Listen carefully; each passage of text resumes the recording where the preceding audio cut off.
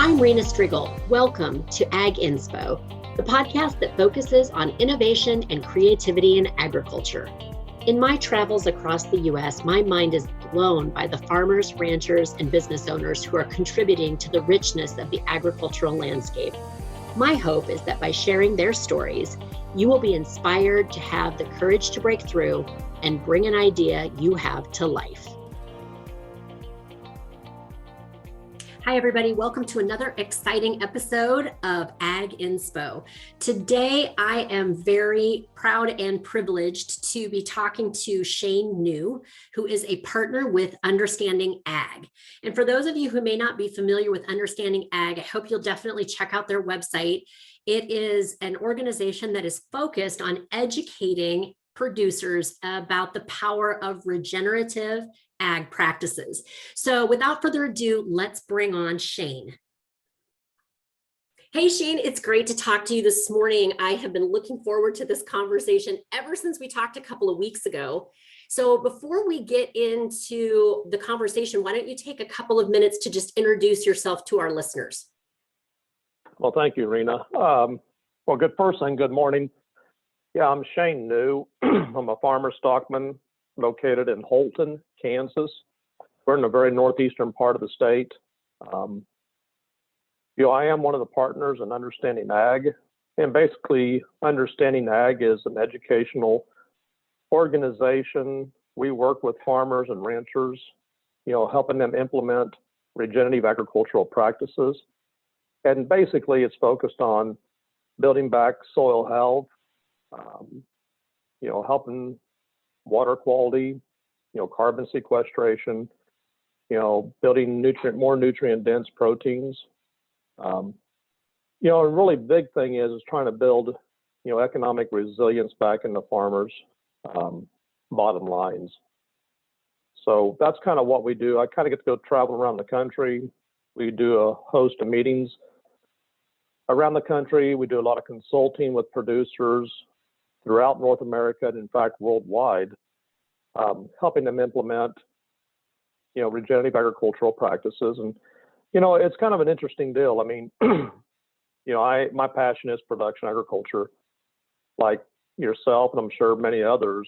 I grew up on a farm, basically grew up on the fender of a tractor, until you was old enough to start running the equipment. Then, you started running it. So you kind of fell in love with this industry and this business. And, and the more I've, life has went on, I've started understanding the importance of producers and how we can affect the ecology and also make ourselves extremely profitable by doing this.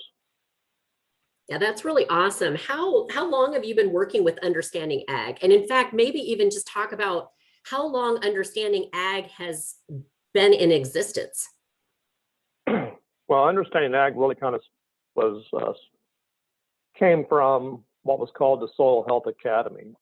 And really the pioneers in regenerative agricultural practices. It was originally formed by David Brandt in Ohio, Gabe Brown from Bismarck, North Dakota, Ray Archuleta, and then also Dr. Alan Williams. They were kind of the founders of Soil Health Academy, and they started, working with producers, doing these academies. I would say it's probably been over 3.5 years ago. And probably about 3 years ago, they formed Understanding Ag.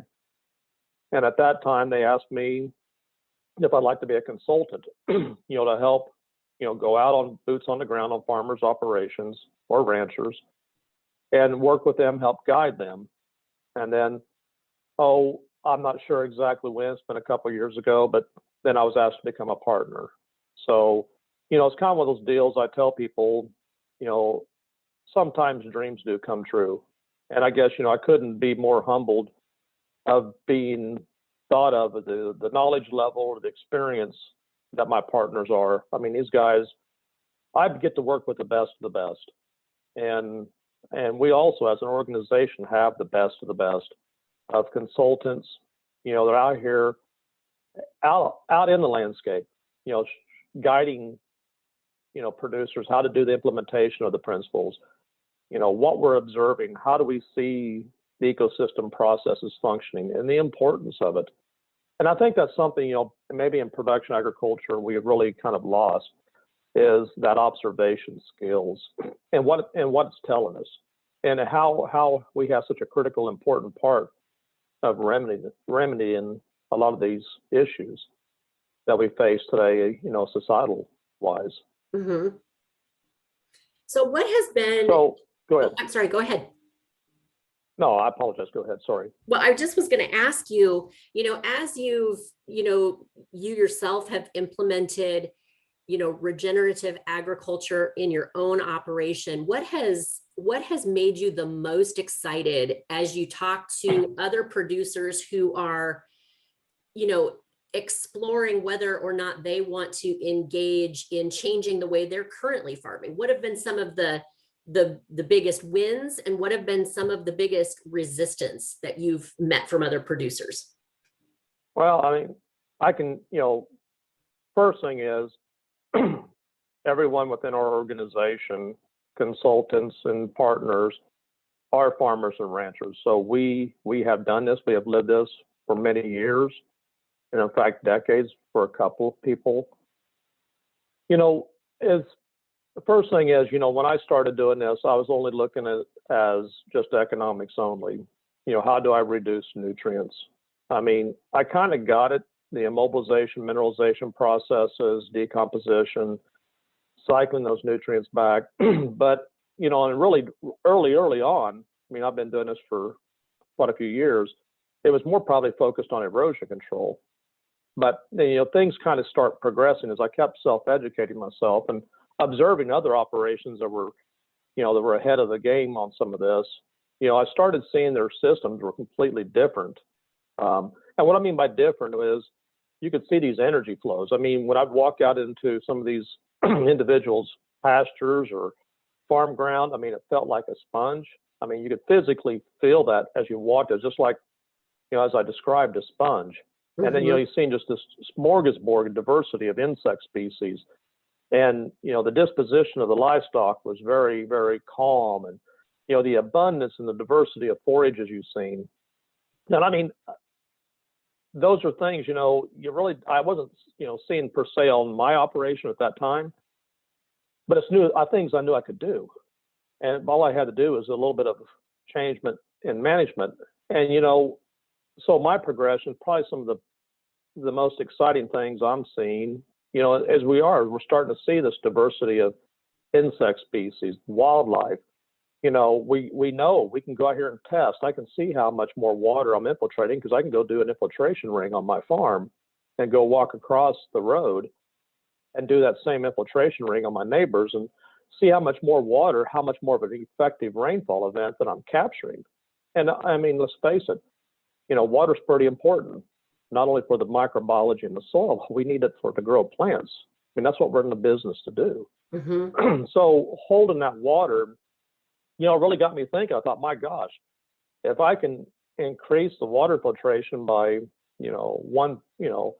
20,000 more gallons or 40,000 more gallons on my farm, look how much more longer I can extend a growing season.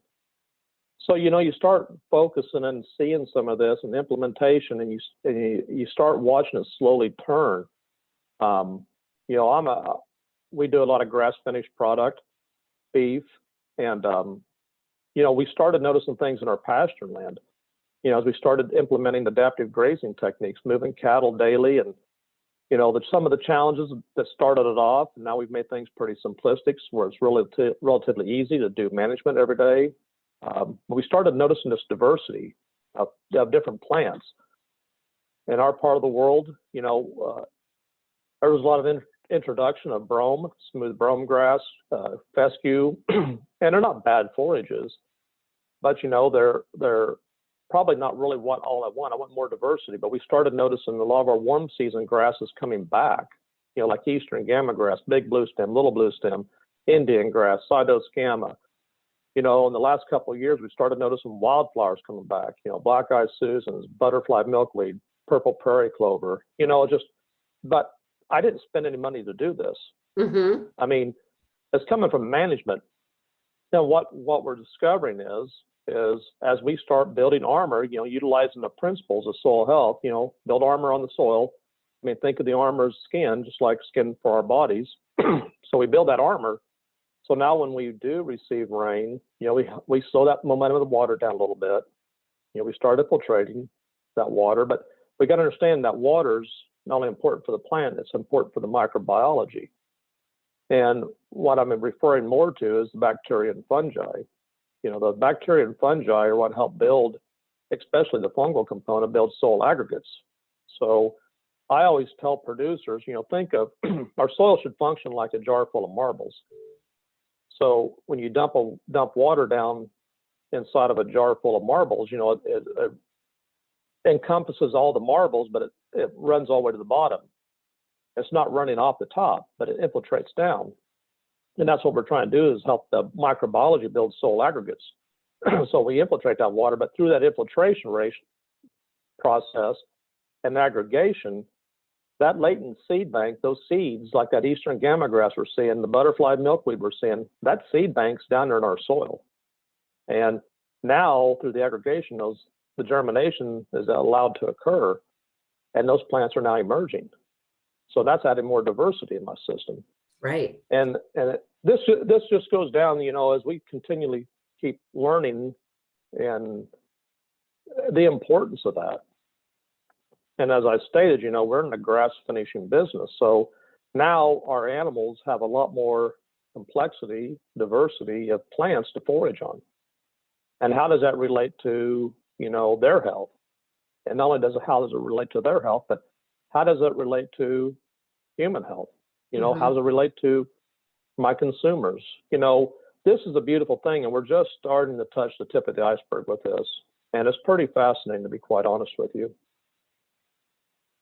What has been some of the resistance? Because, I can listen to you talk and it just sounds like this is a no-brainer, right? Like that this would just be a no-brainer to start thinking about regenerative practices, to start implementing them. What have you found to be some of the resistance that you have found as you've gone out and tried to educate other producers about what you're experiencing? Oh, I think a lot of guys are just hesitant. I wish I could put my finger on it, because I wish guys would really understand the importance. All the resistance, I think, it's like anything, change. Mm-hmm. How do most people change? Usually a crisis occurs. And myself, for example, was, a little bit of history. I mean, like I said, my passion is production ag. When I got out of college, I wanted to farm. That's all I wanted to do. Well, honestly, I financially couldn't do it. I mean, I tried to, I went out and bought a bunch of cows and was going to calve them out, put some weight on them and try to make that work. Well, by the time I sold the cows and the calves, there was hardly any money left. And, I was young and ambitious, and, I thought, well, I can get a job in town. I need some cash flow. I need to buy some land. And, long story short, through the whole process, I ended up becoming a commercial contractor, highway contractor, and had a sod farm. And, basically I robbed all the money out of that to build my farm and a farming operation. And but I finally got sick and tired of being sick and tired. What I mean by that is we had a significant size business. It was doing really well, but it wasn't what I loved to do. And I finally just kind of bulled up. And where it probably really hit me hard was in 2013, 2014, when cattle prices were at their best. And we had a lot of cattle. I had about, 200, 300 head of mama cows. Mm-hmm. We were selling a lot of calves. And I remember we sold a bunch of calves that one winter. And when I sat down and looked at all the numbers, I looked at all my overhead, all my cost of operations, and it was a big check. And when I paid all the bills and all the equipment payments, all I netted was 40 calves of profit. Wow. And I thought, this doesn't make any sense.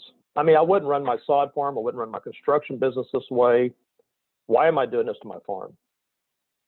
And so I really started questioning a lot of stuff. And I was already doing a lot of the principles and, what I call regenerative agricultural practices at that time. but I also kind of referred to it, I was just kind of being intentional-ish. I Yeah. really wasn't being intentional. And I just finally said, enough's enough. And it's one of those deals I thought, I'm never going to get this to occur. I'm never going to get this to happen until I just, so basically I decided the contracting days were over with. I'm going to put all my energy into this. I'm going to get this figured out. So basically I took all my safety nets out. I don't participate in any government programs, so I didn't have to worry about that, but it's kind of one of those sink or swim situations. And I put myself in that position, but I wanted the challenge because it made me become intentional because I knew the importance of it. I've seen way too many guys who had already been implementing this and doing this and what they were getting achieved. And I thought, by golly, I can do this myself. And it's one of those deals. People got to overcome their fears. And, I love listening to motivational speakers. And in fact, I really enjoy listening to former Navy SEALs. I just blows my mind. Those guys can endure that kind of training. Yeah. And and still be sane, quote unquote. But my point is, one of the commonalities when you listen to them talk is they've had to learn to teach themselves to make uncomfortable comfortable. And I think that's a unique skill. And most people don't want to do that. And that's kind of what I had to, force myself. I'm not trying to compare myself to that level of uncomfortable, but that's what you had to do. It was a couple of years there. It was kind of ugly. And what I mean by ugly is I was really questioning my thought process, what I was doing, but it made me, I had to dig in harder and I had to keep reading and I had to keep, talking. I had to keep doing testing. I mean, that's another thing. I don't think most producers really want to stop and take the time to test. And, and I kind of looked at, I'm running a business, so it's no different than when I was running the sod business. I had to test things. I had to test new varieties. I had to test different tensile strengths on sod fabric. And, there's always things I was always testing on the sod farm. And if it worked, I just ramped it up. But if it didn't work, I didn't do it. Right. So, some of that mindset I pulled over into the production ag model. So what have you found as because it's pretty obvious that you enjoy data and you enjoy, a little bit of experimentation, seeing which will outperform something else. What have you found like in your own operation about just like your cost of production and, some other like real benefits that you've seen from this transition process? Well, one thing is, we're running cattle. So I look at everything on a per unit basis, so a per unit could be a cow and a per unit could be her calf. So right now, compared to what most operations in our area are doing, we're probably 20 cents just on the grazing aspect. We have reduced tremendously our cost of feed production. We're grazing much longer in the season. There's still a cost we put associated with that forage that we're growing. We've increased our biomass tremendously, that from water fields. So, from when we started, when I really started actually measuring the biomass we had to what we're doing now it's going to be a little bit of seasonal fluctuation. We're probably closer to 2,000 to 3,000 more pounds of biomass. Now, this is all being generated without any input cost. So, nutrient reduction, I think this year here, I'm probably going to spend, but probably total tons wise, because we still have some monoculture hay ground, brome. We're probably only doing about 10 tons of fertilizer. We used to buy close to 30, 35 tons of fertilizer on an annual basis. So we've significantly reduced that cost. We no longer worm our cattle, so we do not have that expense. We don't use any implants anymore with our cattle. In fact, we've got enough diversity in most of our pastures that we've taken away the mineral program. All they get is loose salt, so we've reduced that cost. We changed the time of year we're calving. I don't think guys think about this. So, We used to calve like a lot of others in January and February, and we always had face it, you always had a death loss. You lose a calf in the cold weather, whatever the case may be. We significantly, that's, calving in, we just started calving a week ago. The warmer temperatures, we don't have the chilled calves, we don't have the short ears. We're not setting our colostrum, tubing calves any longer. So you got rid of all that cost. We're more in sync with when nature works. Mm-hmm. And guys, guys are always say, well, what happens if a cow have problems? Well, she's only going to have a problem once.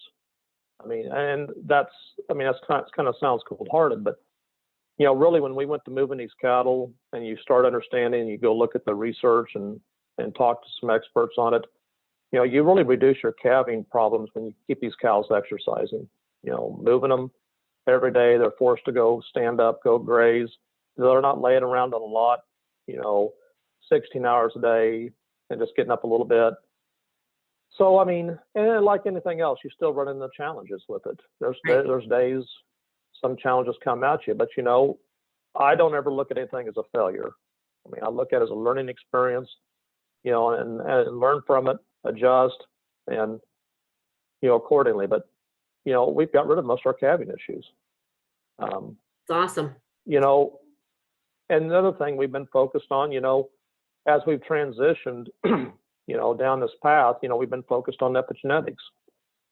So we changed, later calving season. That means those calves are still on those mama sides. And, in January, they're out there with their mamas. Those daughters are learning from their mothers, what it takes to go, to survive in January. Mm-hmm. If there's a little snow on the ground or if it's cold, and mama's got some diversity out there, she's able to teach her daughters. So those daughters now, when they come back into the cow herd, they know how to survive. And we wean these calves, wean them in February. We still know our steers. We call that our low-hanging fruit, because that's what we're going to market. Yeah. We end up putting the shots in them, and we know they're going to go to commodity market. But what I'm saying is those calves are weighing, 5.5 weight, 6.25. While we're selling them, peak demand for grass season. We don't have the cost associated with those calves. We shipped them. I think we shipped our steers this year as the last week of March, somewhere in that time frame. But they sold really well. Mm-hmm. They did really good. So what I'm saying is, it's this building process. It's just not the soil. It's just not it's just not singular. It's how it's affecting the whole system. Right. Our livestock, and I will be honest with people. When we first moved down this path, we had a lot of cows drop out. They couldn't handle. They had to have the supplementation in order to reproduce, and mm-hmm. So we kind of did a pretty major reduction in cow numbers. But now we're slowly building back as the forage. We build more forage, and we're able to graze longer, and so it's this whole system, managing it as a system, approach versus managing it. How maybe a market's being dictated or demands, but it's kind of like our heifer program. When we wean cattle, the heifers obviously get weaned with steers, but we retain all of our heifers. And unless there's a couple oddballs where I know I want to get rid of them, maybe they had a bad eye issue or something Mm-hmm. the past summer, they're automatically going to leave. But everything else goes back out, and they're going to get an opportunity to enter the cow herd. Yep. We give them 2 breeding cycles, then we'll pull the heifers, and then we'll ultrasound them, and the ones that are bred go back to the cow herd. The ones not go to the grass finished operation. Mm-hmm. So it's been a complete about phase. It's just, but we're making it economically work for us. We've reduced our overhead cost. All that equipment I used to have to feed cattle all winter long, we don't have it any longer. I got rid of it. I put that money into watering systems, put that money into high tensile wire, so we can move these cattle much easier. So it's kind of nice. It's kind of nice that, I'm no longer a dependent. Per se, I'm more independent Mm-hmm. to make decisions. It's kind of like my steers. When we did decide to market them, we were still pretty dry. We had a dry, late summer, fall, and pretty much most of the winter. But I can sit there, looking at my operation saying, okay, do I have abundance of grass? Do I want to go ahead and hold these steers and go ahead and run them through the summer and graze them? Do I have the forage to do that? Or, we're kind of looking a little bit droughty here, and we could run into some situations. We don't get some rains pretty soon. We're not going to have the forage. So, I mean, I've got a lot more options now to manage versus what I used to have. Yeah. So that's one of the beautiful parts about it also. Yeah. Yeah. So I think that's fascinating. And thank you for sharing so much about your operation, because I think that is, it's so interesting to see, as you start to have better nutrition, just like with human beings, when human beings have better nutrition, a lot of things change.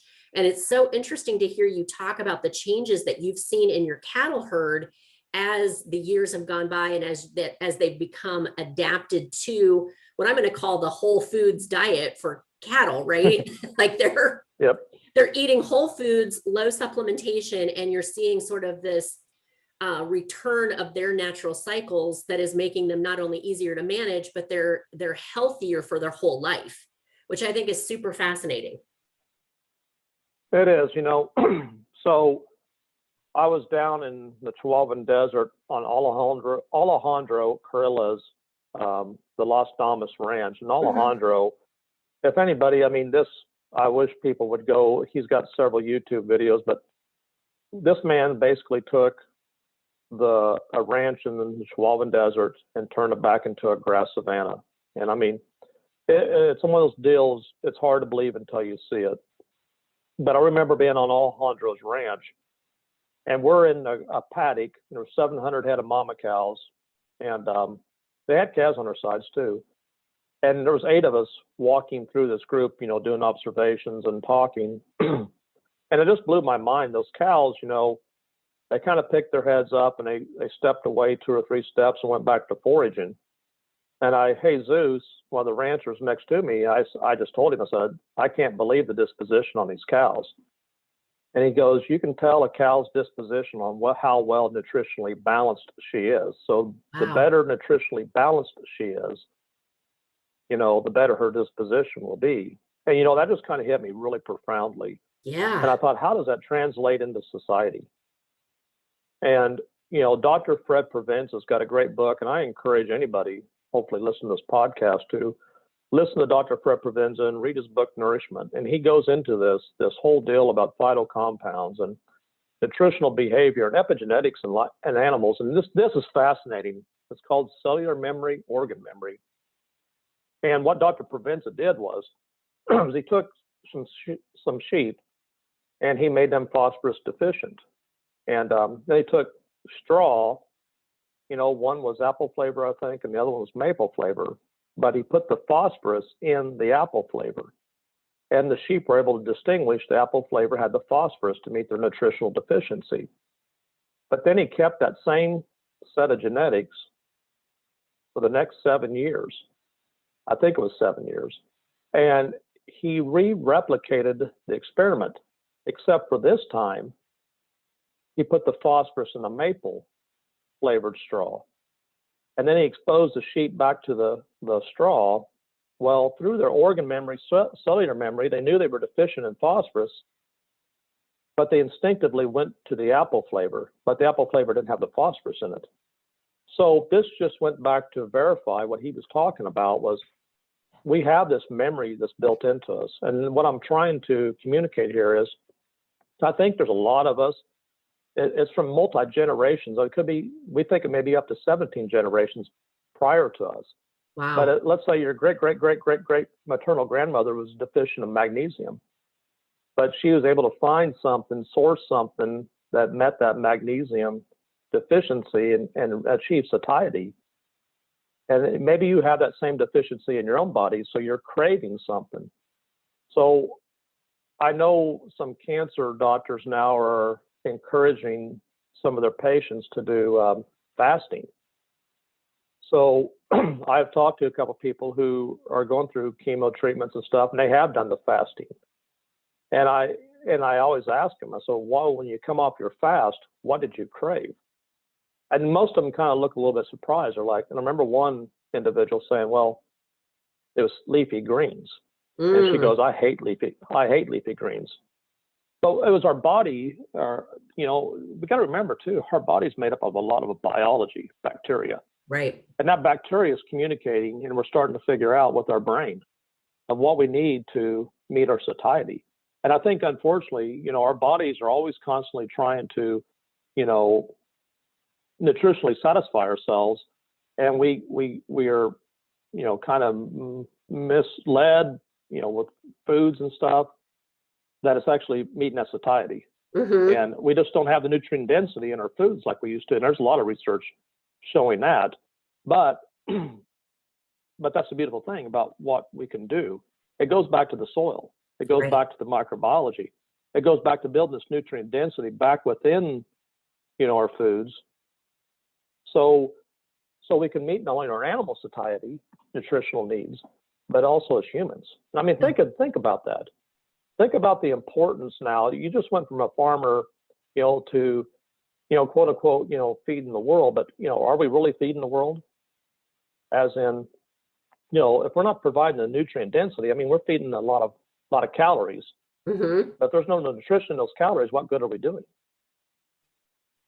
But if I can really build more nutrition, actual nutrition, now that gives me an opportunity. Now I'm an entrepreneur. I like to make money. But how do I distinguish my product when I'm trying to direct market? Well, not only does it build in nutrition, but we're also building some sensuous flavors in our proteins. Mm-hmm. And so I can distinguish myself from others. And that's what I find fascinating. Yeah. And we're starting to get that accomplished. Okay, so I have to talk about competition just a little bit. So, you just brought up the point of this is a key differentiator in how your product may taste. You've got a lower cost of production potentially than other producers. So then you flip over to the Understanding Ag and the Soil Health Academy, and now you're teaching all your competitors how to compete with you. Okay, well. So tell me about that a little bit, because I think it's awesome. But just talk to me about like where you are at in terms of an educator and I'm going to almost call you a scientist. It seems like your mindset is very much of one of let's keep testing and let's experiment and let's find the best way we can do this and let's learn. But now you're wanting to learn together with everybody. So talk to me just a little bit about that, because I think that's really cool. Well, when I speak to producers or any group, I tell people, as farmers, ranchers, we're the solution. We're not the problem. And, I don't look at it as in competition. Mm-hmm. There's plenty out here for everybody. I mean, so let's look at it. Let's face it. Right now in society, especially within our country, there's it's kind of a powder keg. And we as an organization, we talk a lot internally, and we kind of come up with this. Let's focus on the 80% of stuff everybody can agree on. We all can agree on we want better water quality. We can all agree on we want to sequester more carbon in the soil. We all can agree on we want more nutrient dense foods. We can all agree upon we want to rebuild back communities. And so let's focus on 80% of stuff that we can fix. And let's not worry about the other 20% right now. And let's come together. But as producers, I mean, that's our role. As a producer, I should want to infiltrate more water. I should want to infiltrate more water so I can grow more production. I should want to infiltrate more carbon in my soil, sequester more carbon. Because if I'm sequestering more carbon, that means I'm holding on to a lot more of my soluble nutrients and holding it in my soil. I should want nutrient dense, because if I can build more protein in the grains I'm producing or the proteins I'm producing, not only is it helping feed my family, but it can be economically beneficial to livestock that I'm feeding. So it costs me less money. We should want robust small communities. I mean, let's face it, in production agriculture, we've got kind of a problem. we've got a lot older society. I mean, what's the average age? I think the last time I seen was 60 some years old. Mm-hmm. I mean, we have not very much youth coming back into ag, Right. and it's critical. We've got to have that youth. We've got to keep these small communities. You know, we've got to somehow build back, you know, communities again. I mean, look at the tax base. I mean, I don't know about the state of Iowa, but the state of Kansas, it's getting ridiculous. Mm-hmm. You know, but these are things, and everybody doesn't think they can't do their part and, you know, make a difference. But, you know, think about this, you know, initial water is about 27,000 gallons of water. There's all kinds of different information you can see on that. But just say if you own a quarter, 160 acres, and you increase your organic matter by 1%, that means you increased, you know, water holding capacity exponentially. So 160 acres times 20,000 gallons, you know, how many millions of gallons of water is that? Mm-hmm. So that you held within your system. So how did you help mitigate additional flooding events somewhere? You know, how did you help, you know, nutrient runoff somewhere? Mm-hmm. I mean, should be things, and these are things as producers that's putting dollars back in our pockets. Right. So I don't know why anybody would want to sit there and fight this. That's the problem is, I think too many times, you know, we want to resist something because it sounds, you know, ridiculous or whatever it may be. But, and I mean, I'm gonna call it what it is. But, you know, in production agriculture, you know, we've been taught a lot about habits, Mm-hmm. and you know, we just got to become intentional and decide we're gonna be the ones out here to change. And I encourage producers when I speak too. I said, you know, we like to portray ourselves, you know, as being this, you know, common sense segment in society. You know, give us a piece of bale wire and we can get something fixed. We can get it, you know, we're the ones that can figure stuff out. So, and I think right now in this country, if we need something, we need leaders. And I think us out here in agriculture should be the leaders. Mm-hmm. We shouldn't be waiting for someone to tell us. I think we need to pull our bootstraps up, go out here and show the rest of the population that, by golly, we can do this. Mm-hmm. We don't need you to tell us how to do it. We can do it on our own. And we can fix this. I mean, let's face it, production agriculture is what built this country. And I think production agriculture is what's going to take to fix this country. When people make a decision to start implementing regenerative ag, like what is the progression of results that your organization is seeing people achieve? So, you know, like if we take that ranch that you were talking about just a few minutes ago, and I'll get that link for that YouTube channel and we'll put that in the show notes for people so they can see that. But if you take a, you know, a fairly, you know, sort of hostile environment, an environment that's been, you know, really damaged, how long as you start to implement these practices before you start to see some real measurable results? Great question. So, I mean, it can be very significant. I mean, let's face it, you know, you need a little good fortune, you need some moisture. So when we go into a lot of those more hostile environments, and I don't care what the environment is, one thing we always look for is where's our low-hanging fruit, Mm-hmm. and where's our higher carbon areas. And our higher carbon areas is we're going to have our most amount of microbiology. So our goal is, how do we start expanding that out further out into it? Now, for like Alejandro, for example, I mean, the tool he had at his disposal was cattle. Mm-hmm. So basically, the identification was the high carbon areas. You know, they did have to utilize a lot of bale grazing. They were managing those cattle through those higher carbon areas, doing bale grazing techniques. But they were starting to wick that microbiology and that cover, that armor that we talk about, one of the principles, you know, further and further out into his ranch. Mm-hmm. So it really goes back to understanding the principles. You know, nature never did a lot of disturbance. And we look at disturbance as could be tillage, it could even be a herbicide. And I want people to understand something. As an organization, we don't discourage anybody doing any of that. What we try to do is educate people of what the consequences are when we do that. Mm-hmm. I mean, so minimal soil disturbance. we got to build armor on the soil, and the armor is the skin. So I've got to get biomass down on the soil surface. So when I do get blessed with some moisture, I can hold that moisture to allow that microbiology starting to function. But it's not only that, I need a living root.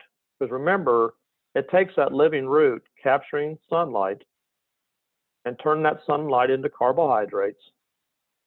Not only does those carbohydrates help build vegetation above ground, but those carbohydrates also, the plants, I mean, this is a beautiful relationship. Those plants are providing some of that solar energy, some of that sunshine, carbohydrates, back to the soil microbiology. And in return, that microbiology is helping gather nutrients for that plant. So it's a relationship, like you feed me, I feed you. And this is stuff, I mean, what's kind of interesting is a lot of stuff really wasn't known in production agriculture. I mean, when I went to college, we didn't talk about this. It's not been until the last 20, even the last 10, 15 years until we've really started to understand this association and how this actually works. But, the living root, but it's just not one living root. It's like anything else. I mean, we need diversity of living roots. So diversity is going to feed different microbiology. So it's kind of like you and I. If I'm just growing corn and soybeans, well, I'm going to produce a house full of people that can only literally live on soybeans and corn diets from microbiology. Well, I want more diversity in my system. So different food in my refrigerator. So I need diversity of plants. That's where cover crops comes in. The cover crops allow us an opportunity to provide diversity in some of these cropping systems. And as we can build that diversity, we help build different microbiology, and especially different fungal communities. And the fungal now is what really helps build the microaggregate. And one of the big principles is if we can integrate animals into it, the animals provide us an opportunity to take an economic benefit from that above ground biomass we grow. But it's also that animals too, when an animal grazes a plant and when it's grazed properly, it sends out a lot of different root exudates or different chemical signals the plant does to attract different soil microbiology. So it's how all we're truly trying to do is how did nature prior to us help build this system? Well, she utilized these principles. That's all it had. And how do we go out here as producers, farmers and ranchers, and how do we remimic these and understand the importance? Why do we not want to overgraze? Well, we overgraze. The plants no longer has its solar collectors, its leaves, capturing photosynthesis. And then if it doesn't have them, then it's hard for it to feed the microbiology. And so what's going to happen to microbiology that was feeding? Well, it's going to sporulate up, go to sleep, or even die. So, but if I can keep this factory working in my soil for me, it just keeps exponentially building. And I mean, that's something I don't have to write a check for. Right. And it provides the nutrients back. And I mean, honestly, I just got them pulling what was called Haney Soils Test that Regen Ag Labs does for us in Nebraska. It was developed by Dr. Rick Haney. And, right now, I haven't used any synthetic nutrients on a couple of fields for 5 or 6 years. And I've got almost 75 pounds of plant available nitrogen in that system. And all I've done is implement the principles. I've got phosphorus. I think it's 40 to 50 pounds of phosphorus that's plant available. I mean, so we, as Understanding Ag, we have many projects going on around the country. We've got the oat project in Canada and North Dakota. We've got the wheat project in South Central Kansas. We've got the dairy project in Michigan. But we've started doing what's called the Total Digestible Nutrient Test by Regen Ag Labs. And it's a 12-inch core samples we take and looking at the total nutrients, that 12-inch soil profile. And it just blows my mind. I mean, a lot of them are coming back, 16 to 2,200 pounds of nitrogen in the 12-inch profile. Wow. 3 to 4,000 pounds of phosphorus. It's all there.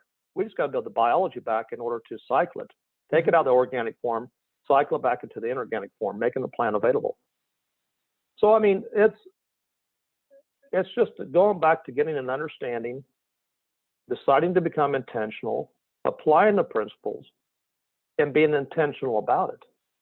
And if you're intentional I mean, and it takes intentional. It doesn't happen overnight. Remember, we work with an ecology. So it does take just a little bit of time. But if you start implementing and start being, like I said, intentional, it will start occurring. And it's the most incredible thing. And if there's something if I could have a wish, you know, I wish my grandparents could see what we've got accomplished.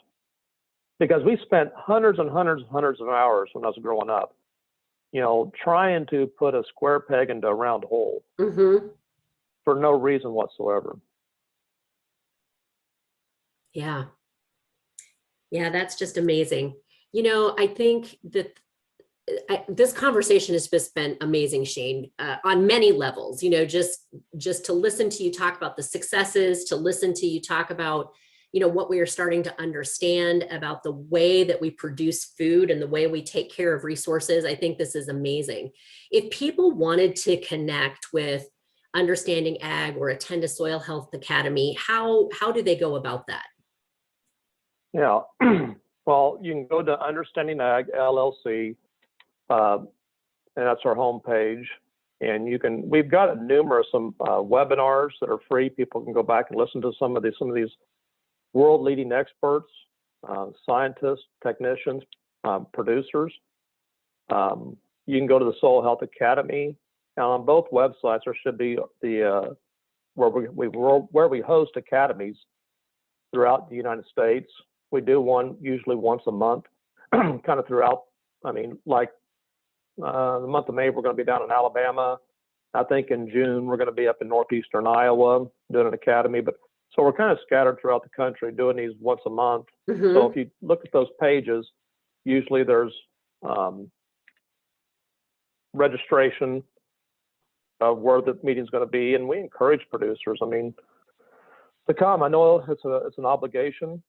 There is an expense associated with it, but you know, it's like anything, you know, if it costs you something, you know, you're going to have some skin in the game, and you know, you're going to be a lot more intentional because you've exuded some of your wealth to come learn, and it's going to encourage you to use it. I mean, and I don't want to sound hypocritical or anything here, but you know, I think too many times we get provided a lot of stuff for nothing, free, and we don't take it real serious. And I say this because I do talk to producers from Australia, from Mexico, and from all over, you know, other areas, and they don't get free programs.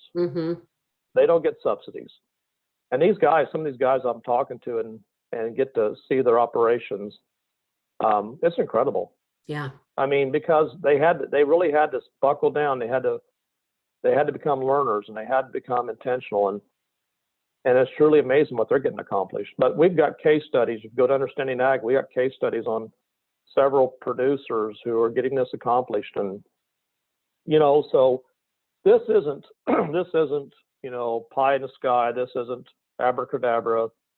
This is stuff guys are getting things done. And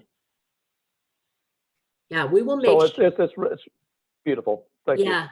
Well, what we'll do, Shane, is I will collect all of that information. We will get that in the show notes so that listeners can easily connect with you, find out more about the academies, and actually get out on some farms that are doing this to learn on site through you and some of your other amazing consultants.